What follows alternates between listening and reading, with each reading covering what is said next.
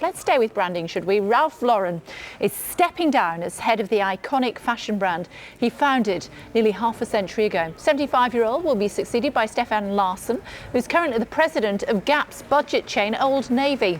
Lizzi Zita is a fashion journalist at Stylist. She is joining us now. What impact might this have, and why has he decided to do it now, do you think, Lizzie? Thanks for joining us. Oh, hi, good to be here. Well, basically his shares have been sliding for a while. The end of last year they were down 10%, and he's been struggling a bit because the American dollar is very strong, and that makes all of his products abroad very expensive. So therefore, personally I think it's a good decision that he's taken on Larsson, because Larsson's got a great track record. He did wonderful things at Gap, he did wonderful things and really boosted their sales, and prior to that he was at H&M and also was very strong there. But if you're thinking about H&M, if you're thinking about Old Navy, if you're thinking about Gap, you don't necessarily think about Ralph Lauren, do you? No, but business is business, and if you're not selling frocks, your business is nowhere. So if his shares are sliding, Ralph Lauren, the company, the brand, has to do something about it. I don't necessarily think it will harm the brand. The brand is iconic and absolutely gorgeous and very powerful, and I don't necessarily think it will do any harm at all. In fact, the opposite. He's still going to be involved, isn't he? He is. Larsson will, from my understanding is, Larsson will report to him and Ralph Lauren will remain in the role of creative director. So he will still oversee the ship. He will still have the creative vision in mind, and he has said that he believes that Larsson is very talented and he has what it takes to bring Ralph Lauren to the next stage. And the guy's been at it 50 years, he knows what he's doing.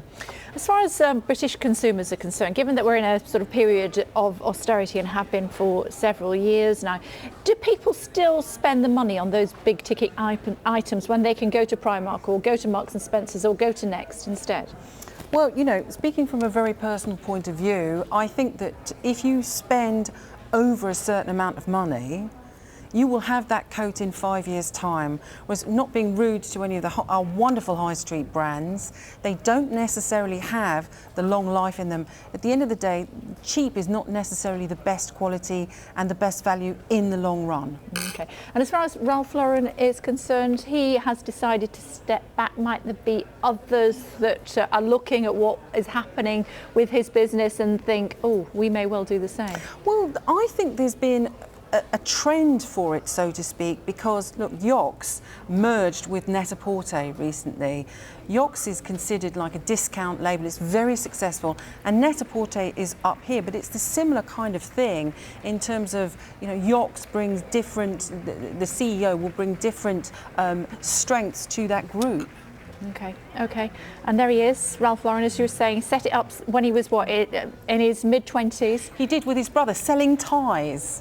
Selling ties. See, a fact that you didn't know, and if you hadn't been watching this afternoon, you would not have known that that's how he started his business. He did indeed. That's great. Did you know that Marks and Spencer started in Wigan? I did.